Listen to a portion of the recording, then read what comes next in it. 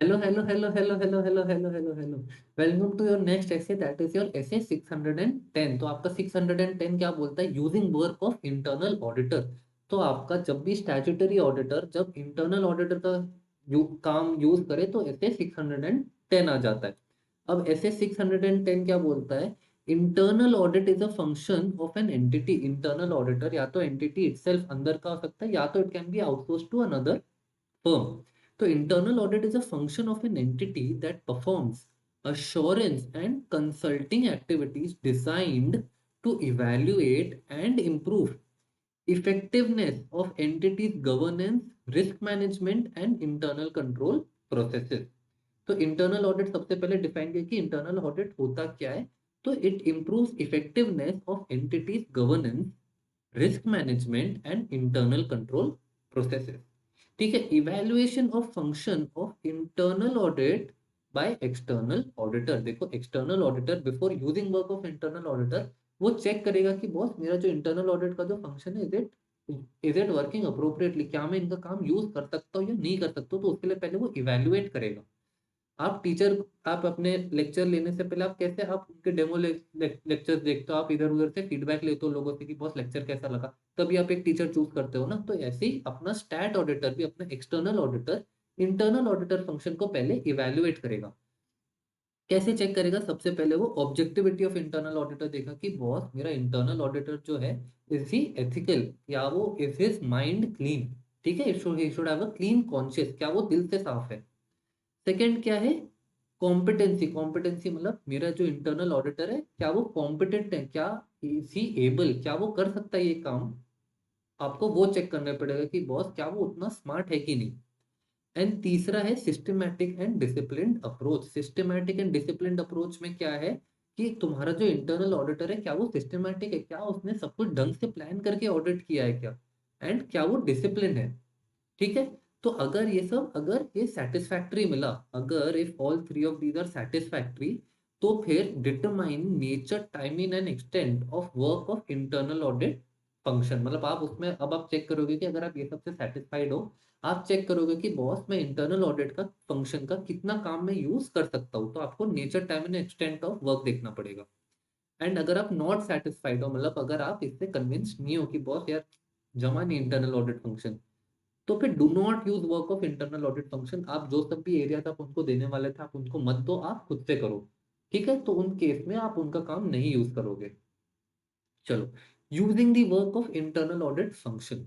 Using तो सबसे पहले is discuss planned use of work of internal audit. सबसे पहले आपको डिस्कस करना पड़ेगा उनके साथ कि बॉस हम आपका ये काम यूज करना चाहते हैं जो आप ऑलरेडी कर चुके हो, ये हम स्टैट ऑडिट पर्पज के लिए हम इसको यूज करना चाहते हैं। जैसे इंटरनल ऑडिट फंक्शन क्या करते हैं? इंटरनल ऑडिट फंक्शन कंट्रोल्स भी चेक करते हैं कि एंटिटी के जो कंट्रोल्स है क्या वो एक्चुअली फॉलो हो रहे हैं कि नहीं, क्या वो इफेक्टिव है कि नहीं। तो ये कंट्रोल्स मेरा जो स्टैट डिपार्टमेंट है वो चाहे तो वो इंटरनल ऑडिट के वर्किंग्स पे ही कर सकता है कि तुम लोग ने चेक कर लिया, तुम लोग को जो जो फेलियर्स मिले वो मुझे बता दो, वो मैं इसको डिटेल में चेक कर लूंगा। तो उसमें ही will have to discuss with the internal audit function. Second क्या है? Read reports of internal audit function relating to work of function that external auditor plans to use. चलो धीरे धीरे पढ़ो। Read reports of internal audit function. Internal audit जो है वो भी रिपोर्ट्स देते, तो सबसे पहले तो आप उनकी रिपोर्ट्स पढ़ो। ठीक है, तो read reports of internal audit function किसके रिगार्डिंग? सारी रिपोर्ट पढ़ोगे क्या? नहीं भाई, आप वही एरिया पढ़ोगे जिसमें आप इंटरनल ऑडिट काम यूज करने वाले हो ना, आप वही वाले रिपोर्ट्स पढ़ो। तो relating to work of function that the external auditor plans to use. Correct, आप जो एरिया में उनका काम यूज करने वाले आप उनकी रिपोर्ट्स पढ़ो सबसे पहले। plans to use to obtain understanding of nature, timing and extent of audit procedures it performed and related findings। तो वो एरिया में आप जो एरिया में इंटरनल ऑडिट का काम यूज करना चाहते हो सबसे पहले आप उनकी रिपोर्ट्स पढ़ो। वो रिपोर्ट से आपको समझेगा कि बॉस उनका nature, timing and extent of procedures क्या है, उन्होंने प्रोसीजर कैसे किए, कब किए और कितने डिटेल में किए, एंड उन्होंने उससे फाइंडिंग्स क्या निकली, उनका अल्टीमेटली कंक्लूजन क्या मिला उनके प्रोसीजर्स परफॉर्म करने के बाद। तीसरा पॉइंट है perform sufficient audit procedures on work of internal audit function as a whole that the external auditor plans to use to determine its adequacy for audit purpose, तो आप जो उनका वर्क यूज करने वाले हो आप उस पर सफिशिएंट ऑडिट प्रोसीजर्स करो। Perform sufficient audit procedures on work of internal audit function as a whole. ठीक है, वो एरिया में करो जिसका आप यूज करने वाले हो। आपका बाकी सारे एडिशनल पॉइंट्स में क्या क्या आता है?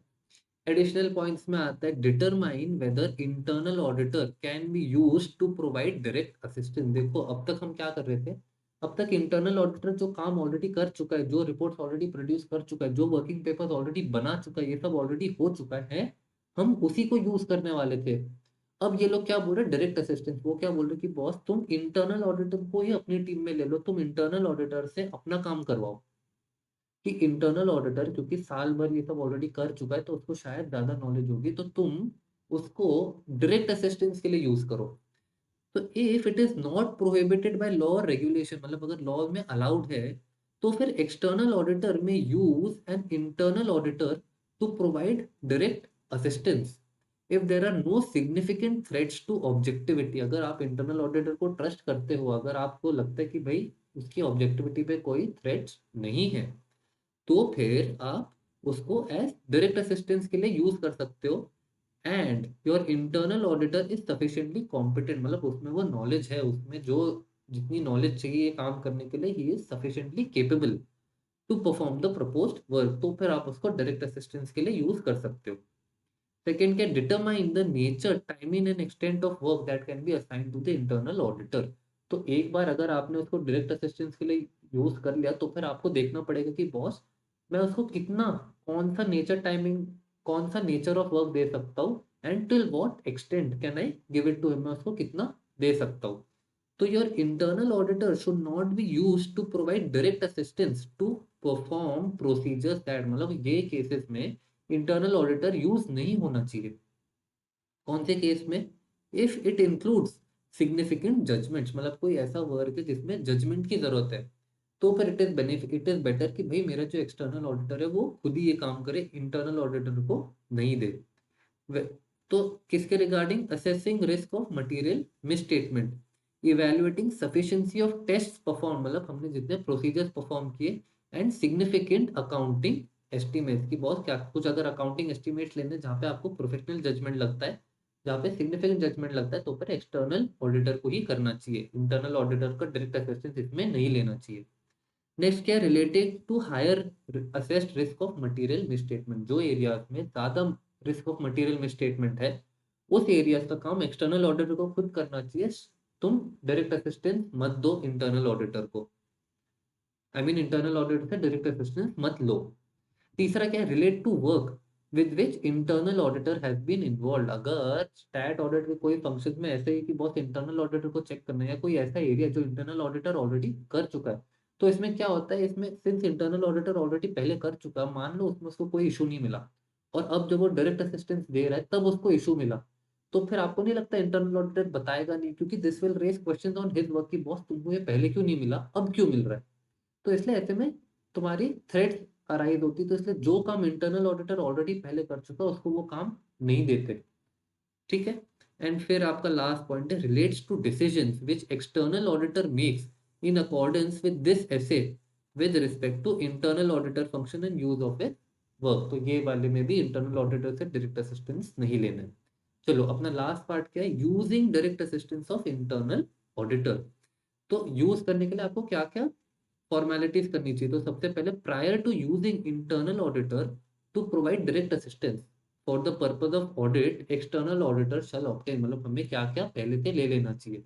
तो अपना पहला पॉइंट है कि बॉस सबसे पहले तो रिटन अग्रीमेंट होना चाहिए फ्रॉम एंटिटी, मतलब जो इसका आप ऑडिट कर रहे हो उनसे रिटन अग्रीमेंट होना चाहिए कि internal auditor will be allowed to follow external auditor's instruction, external auditor जो भी इंस्ट्रक्शन देगा वो इंटरनल ऑडिटर फॉलो करेगा।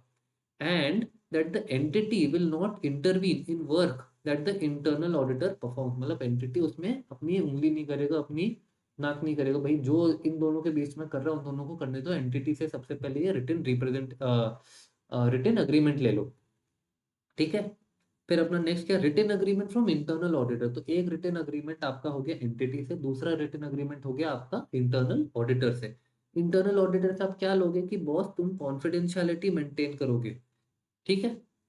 एंड नेक्स्ट क्या है आपका, external auditor shall direct, supervise and review the work performed by internal auditor on engagement. क्योंकि देखो रिस्पॉन्सिबिलिटी आपकी ही होगी, आपकी जो स्टैट ऑडिटर है, जो एक्सटर्नल ऑडिटर है, रिस्पॉन्सिबिलिटी उसी की होगी, even though using direct assistance of internal auditor. तो इसलिए he should always direct, supervise and review. Direct मतलब कि बॉस इंटरनल ऑडिटर को बताएगा काम कैसे करना है, सुपरवाइज मतलब वो उसको चेक करेगा जब वो काम कर रहा है कि बॉस ऐसे ऐसे करना है, ऐसे ऐसे करना है। एंड तीसरा है रिव्यू, इंटरनल ऑडिटर का काम खत्म होने के बाद वो चेक करेगा कि इंटरनल ऑडिटर ने काम सही से किया है कि नहीं, he will review his work. ठीक है, एंड इसी से अपना ऐसे 610 खत्म हो जाता है। वीडियो को लाइक करो एंड आगे बढ़ते हैं।